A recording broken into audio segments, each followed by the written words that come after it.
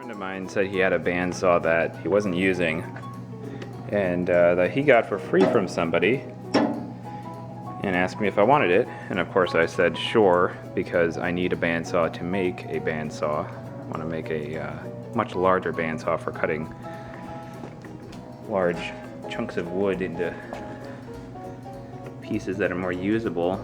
This is a Craftsman King Seeley Corporation, Sears, Roebuck and Company. Registered with the Patent Office. No details.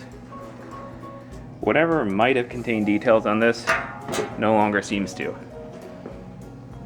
I see this. It says to use only the blade that it's supposed to use. And this. A little bit more information. 86212-102B2AK. Again, not very helpful.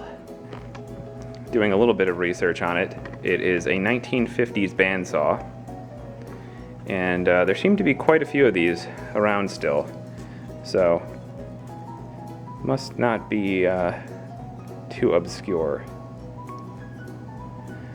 Has some alignment issues. The tires on this seem to be in okay condition, but very well worn.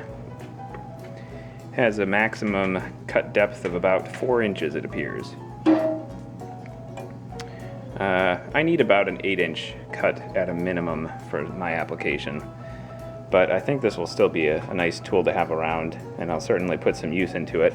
Looks like somebody bothered to brush this metal for some reason. Had a few things done to it. This is not the original base. I don't know why. Maybe the original base was used as a cabinet elsewhere and they made this stand. Maybe they were trying to make it more lightweight. I'm not really sure. The wood is pretty old. You can see that the wood is milled. Very rough cut. Pretty old, it looks like. And this looks like reclaimed wood. It looks like there's a layer of something on it. So it's probably a piece of furniture or something, that's my guess. And regular screws or flathead screws, which is pretty unusual for putting wood together these days. Also some nails. This thing has a little bit of everything going on. The motor can be replaced, of course. It's a V-belt. Has a good amount of give by virtue of the stand it's connected to. I doubt this is the original motor.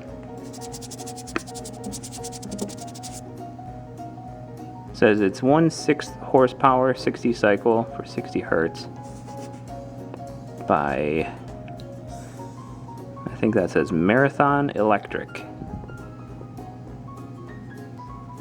The amperage is 3.2 at 115.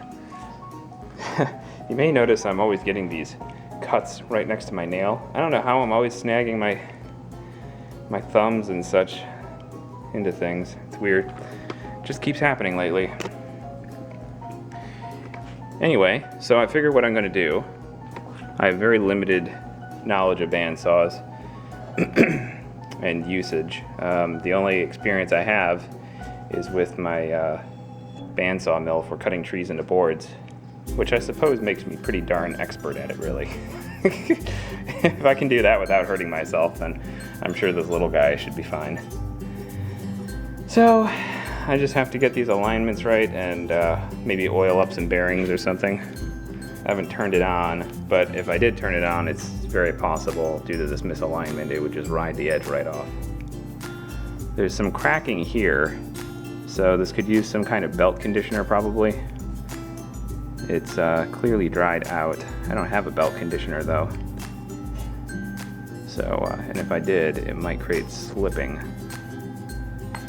I think people think bandsaws are really dangerous because they have this belt here. But the worst that can happen basically is that this belt flies off of these pulleys, and then what, right? It just stops moving because it loses all of that energy that was being transmitted by the pulleys.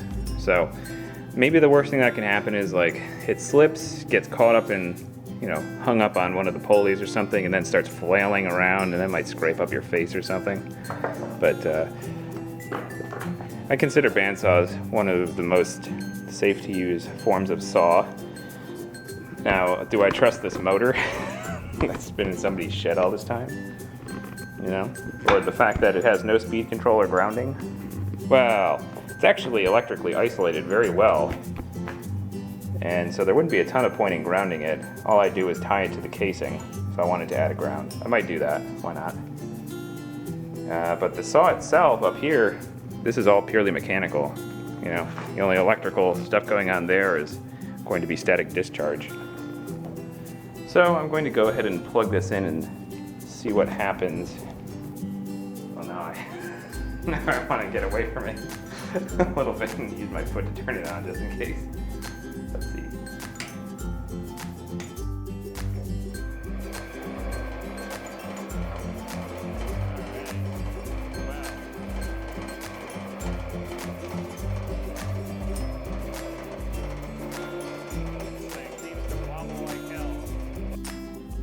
I think it's just vibrating a lot from this old V-belt, which is also very dried out. It has some, looks like it's coming apart. There's just not much stabilization. I would guess that's why. I'm going to have to run it to try to calibrate it. And for safety reasons, I'll have to put the casing on first.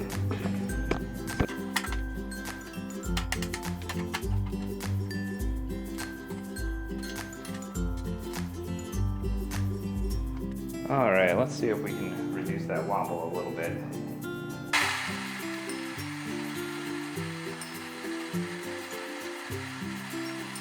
Well, I could be wrong, but I think the wobbling is almost entirely from the way that motor is mounted on this piece of wood here. I think it just needs more support. I added cross bracing here. I added screws because they'll be a little bit better with vibrations, as well as on here. I wasn't going to replace the cord yet, but it broke. It's just so darn old. And then I added this new cord here with a knot so that it can't be yanked and pulling on the motor. Tied this in with a couple connectors. Very similar on this side. Cross bracing, added screws. Let's see if it works much better. Well, it still vibrates a little bit.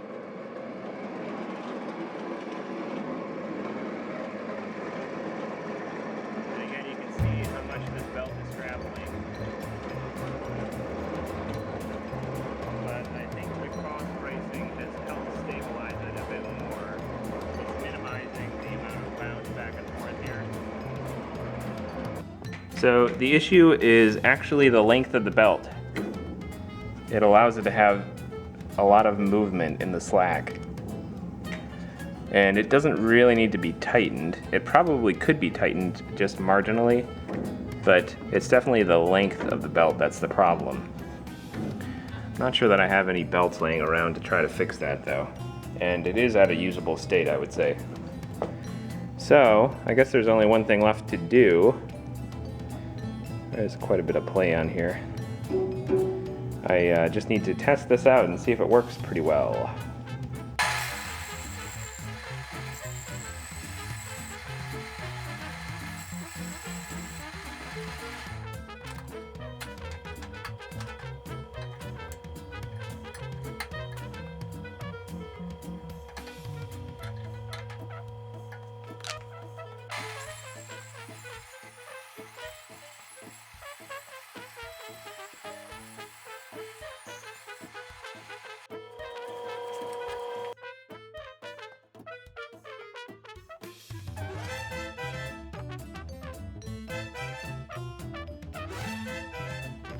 Well, the amount of play is substantial.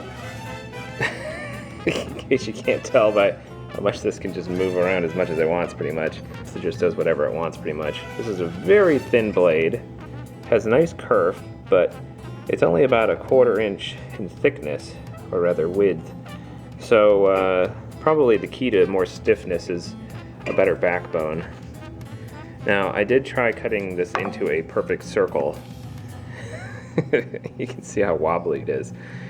This thing doesn't want to bite right away. A lot of these issues could just be the blade, but the blade does feel like it's in good condition. It's just a very thin blade for doing curves and stuff, it seems like, but clearly this is a curvy object and it did poorly.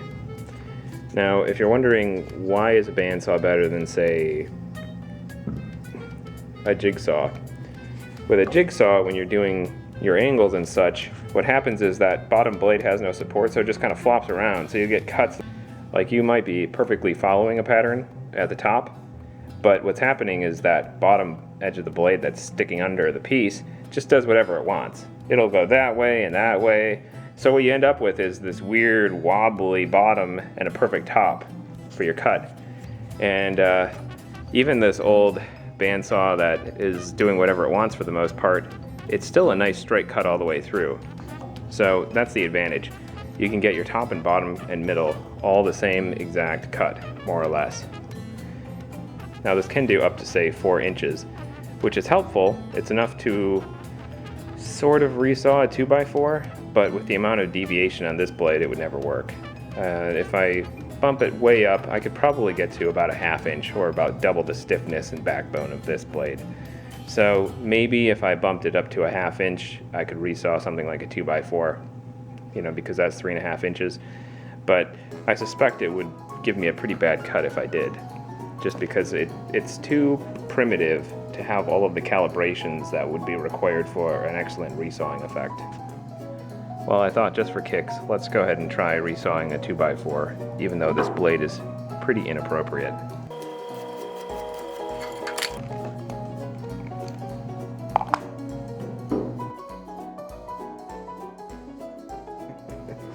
Woo! That smell brings me back. I'm not even from the 50s, and that smell is 50s. Yeah. It can't even get close to a resaw. Not even close. It's possible this is a crosscut blade, but feeling the texture, I think it's a general purpose. I don't think it's crosscut or rip cut. It's just a general purpose blade. Probably it's designed for this amount of torsion. But you can see here, that is an attempt to get it to go straight. I couldn't even get it to go straight. Additionally, there's so much resistance, that little old motor can't even cut through it, really, is the bottom line. Essentially what happens is it just sort of stalls out and then starts shorting. And that's what I'm smelling right now. Oh, all that old electrical smell, and then of course the friction of the bearings slipping, or rather the pulleys slipping. Everything's just kind of falling apart when you try to do any kind of substantial cut. So, yeah, and this was an attempt at doing a straight cut. It just, I'd like to say it's riding the grain, but it's not even riding the grain. It seems to be permanently biased in one direction. But not substantially. I can get a straight cut if the stock is small enough. So I really do think it's just the lack of a stiff backbone for the most part. Although, feeling this, I can pull it much more easily this way than I can push it this way. I'm not sure why offhand. It may have something to do with these little fingers here that sort of apply pressure. They're just to help keep the blade more or less guided, but clearly this, that's not enough. Even if those were working, I'm not at all confident that this would be able to do a rip cut, or rather a resaw cut, which is fine. Again, all I need this for really is making a much better bandsaw. I'm going to be, I've been waiting for Matty S. Wendell, i.e. woodgears.ca, to release his specs on his latest big bandsaw build, because it would be perfect for the types of cuts I need to do in order to get basically transform large stock into something more usable. So, because I'm left with cores of large stock when I use my large bandsaw mill, which I'll put a link in the description to that video that shows me using my large bandsaw mill, if anyone's interested. It's a popular video. I'm not sure why. Maybe the mention of Harbor Freight. Anyway, this is about razor thin, and although sharp, it's very weak. So, just wants to move around. But I would consider this more or less operational condition, it'll do the job for now. If you enjoyed this video, please like and subscribe. I'll probably do a few other videos related to tools. For example, I have an upcoming forge design for smelting metal and such, based loosely on King of Random's design, except with a heck of a lot of improvements even over his latest design.